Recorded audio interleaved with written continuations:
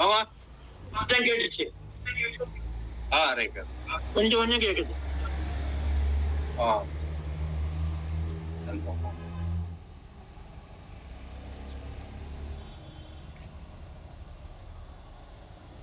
நமது குலதெய்வம் பிரம்ம பிரகாச மெய்வழிச்சாலை ஆண்டவர்களின் நீதி நேரி கோடாயுத சன்னத திருக்காப்பு கங்கண திருவிழாவை முன்னிட்டு அந்த திருவிழாவை பற்றிய சிறப்பான முக்கிய பெயர்களை நம்மிடையே இப்பொழுது பங்கு பெறுவதற்காக நம்முடைய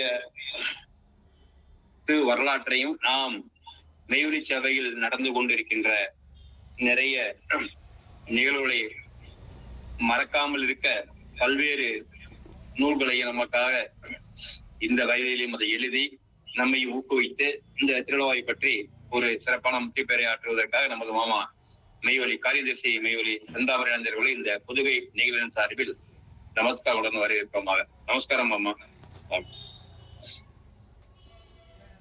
எல்லாருக்கும் நமஸ்காரம்.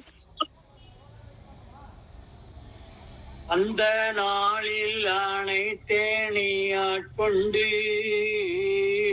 விந்தை வீசும் வீதி கதிர் ஏற்றியே கந்தம் வீசும் கலாபமென வந்த கந்தம் வீசும் கலாபமென வந்த தந்தை தாயே தனிகையின் நாதரே.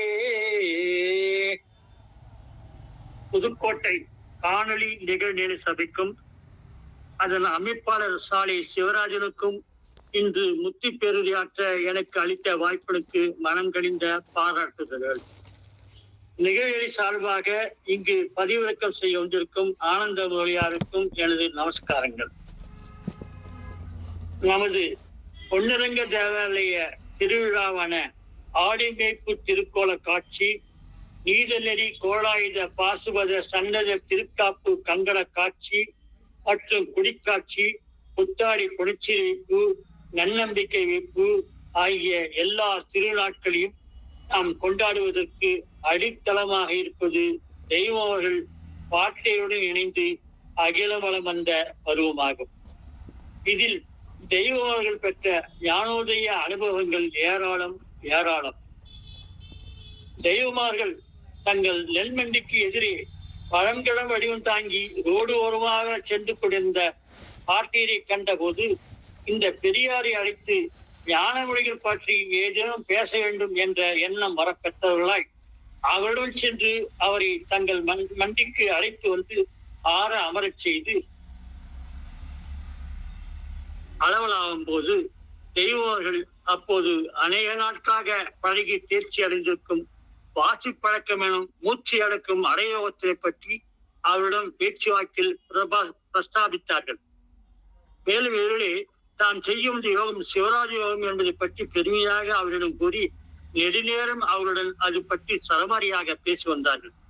ஆனால் பாட்டியர் இது சரி என்றும் சரியில்லை என்றும் ஒன்றும் சொல்லாமல் மௌனமாக சும்மா இருப்பதை கண்டு, என்ன பெரியவர்களே, சிவராஜ யோகம் சரிதானா என்று கேட்டார்கள். நமது ஆண்டவர்களின் கேள்வினை செய்ய பாட்டியர், ஆம் சரிதான், நாமே மூச்சு இழுத்து அடக்க முயலுவது நரகவாதிகளாகிய பாவியர்களுக்கேற்ற குறுக்குழி பிரியாணம், இது சரிதான் என்று ஏளனம் கொண்ட ஒரு பாவத்தில் பதில் மொழிந்தார்கள். அது நேரம் தாங்கள் இந்த அடையோக பழக்கத்தால் தூள துன்பம் கடுமையாக கொண்டு இருந்தவர்கள் ஆதலால் இவரின் இந்த பதில் சரியாகத்தான் இருக்குமோ என்று சிந்தித்த தெய்வர்கள் அந்த வேளையில் பாட்டியர் தான் சொன்ன அந்த கருத்துக்கு ஆதாரமாக பாட்டியவர்கள் குலத்திய மகா முனிவர் அவர்களின் நூலில் இருந்து மூச்சு அடக்குவது எவ்வளவு தவறானது, ஆபத்தானது என்று அவர் கூறப்படும் பாச வரிகளை எல்லாம் மேற்கோள் காட்டி, இன்னும் அது கடைசியாக பாருலக அதீதம் தேடியும் குருவின் பதமடையாமலும் ஆண்டார் என்றிருப்பதை எடுத்துக்காட்டி வாசிக்க சொன்னார்கள். இதனை படித்து கேட்ட நமது பிரானவர்கள் அந்த காலத்திலேயே தாம் தவறி அறிந்து பெரும் கலக்கமுற்றார்கள். மேலும் பாட்டியவர்கள் தெய்வங்களை பார்த்து, உன்னுடைய ஜீவதேகமாக நீ இருந்த காலத்தில் அங்கே நீ வாங்கி வந்த அமானிதம் என பெற்ற சீதனம் உன்னுள் அது எங்கே என்ற ஒரு கேள்வியினை கேட்டார்கள். இந்த கேள்வி மிக சரியான ஞான பெருநிலையை பற்றியதாச்சு. இதனை கேட்கும் இவர் நமக்காக விதி வகுத்து வந்திருக்கும் தனித்த குரு பெருமானாகத்தான் இருக்குமோ என்று தெய்வம் எண்ணினார்கள். அப்படி நினைக்கும் போதே இவர்கள் ஒரு அரும்பெரும் மெய்ஞான செம்மலாகத்தான் நிச்சயம் இருக்க வேண்டும் என்று அவர்கள் உள்ளம் உறுதியாக உணர்த்தியது.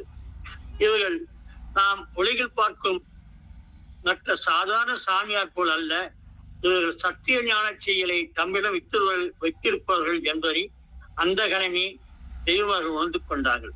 அதனால் சர்வ அண்ட சராசரங்களை விழுங்கி தம் முன் சாதாரண ஒரு கிழவடுவன் தாங்கி அமர்ந்திருக்கும் அந்த ஞானச்செம்பலின் பாத தாபரனை பணிந்து வணங்கி அவளை தோற்றெடுத்து நின்று, அண்ணலே, நீங்களே எனக்கு சன்மார்க்கவழியை காட்டி நடப்பிக்க வேண்டும் என்ற வேண்டுதலை அவர்கள் முன் வைத்தார்கள்.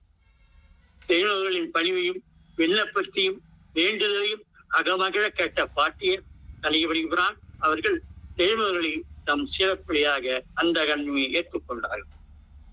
இதைத் தொடர்ந்து தங்கள் ஞான மொழியை அமானியம் என்று வேத சாட்சியாக அடுத்தடுத்து தெய்வங்களுக்கு அவர்கள் விளக்கி அருளியவற்றை எல்லாம் தெய்வர்கள் ஆச்சரியத்துடன் கேட்டார்கள். இதையெல்லாம் கேட்க கேட்க அவர் மலையில் தோன்றிய அரும்பெரும் காட்சியினால் தமது பிரானாக வந்திருப்பவர் மாண்ட பிறவியில் நீண்ட கருங்கல் தாண்டிய ஒரு பெரு ஞானநாயகம் என்று அறிந்தார். அறிந்தது மட்டுமில்லாமல் பழமைக்கு பழமையானதும் புதுமைக்கு புதுமையான ஞான நிலையும் அவர் வசம் இருக்கிறது என்பதை அறிந்த ஆண்டவர்கள் அதிசய ஆச்சரியமாக பதிலேறும் கூற முடியாமல் அவர்கள் திருவடியை வணங்கி எழுந்தார்கள். பாட்டியர் அவர்கள் வள்ளலார் மறைவுக்கு பிறகு கடந்த 27 வருடங்களாக தான் தேடி வரும் ஞான பூரண அருள் பெற இருக்கும் தனித்தலை இதுவேதான் என்றும், அதாவது ஆதி யுகாந்தத்தில் தாம் வானநாட்டில் வாக்கு தந்தபடி ஆதிநாயகத்தை கண்டெடுக்கும் பணியின் தனித்தன்மை இவராகவே தான் இருக்கும் என்றும் அவர்கள் ஒப்பற்ற தீர்க்க திருஷ்டி பெருங்குணத்தால் அறிந்து உள்ளம் பொறித்தார்கள். இதைத் தொடர்ந்து சில காலம் அந்த எல்லையில் பாட்டியர் தங்கினார்கள். ஒரு நாள் சாயந்தர நேரத்தில் இருவருமாக வழிகூடி நடந்து திங்களூர் ஆதீன நத்த திருமேடு அருகே வந்து அங்கிருக்கும் பழம் தேர் ஓரத்தில் அடியில் அமர்ந்த போது தம் சீடருக்கு மகா மந்திர பிரேரணை என்ற தேவ ரகசியமான பிரம்ம ரகசியம் என்னும் அறிதற் கவிதாகிய பழம் புராதன மெய்யை முன்கூறு கண்ட பண்கூறு ஏற்ற அந்த ஜீவஜகத்தின் தலை கரம் இதுவேதான் என்பதனை அறிவித்தார்கள். இதை அறிந்த தெய்வங்களுக்கு முன்னர் அவர்கள் மனதிலும் எண்ணத்திலும் ஞானம் இன்னதுதான் என்று நினைத்திருந்த உருவகம் எல்லாம் மாறி தங்களது ஆன்மாவானது வானவர் நீர்மேலி பெற்ற தூய மெய்யது என்றறிந்து வியந்து நின்றவர்கள் ஆனார்கள். இதனால் வீரம் கூறியேறி விளைவியும் பசுமை மெய்ஞான முழு வலுவேற்றத்தை தம் அகத்தில் பெற்றவர்கள் ஆனார்கள். பாட்டியவர்கள்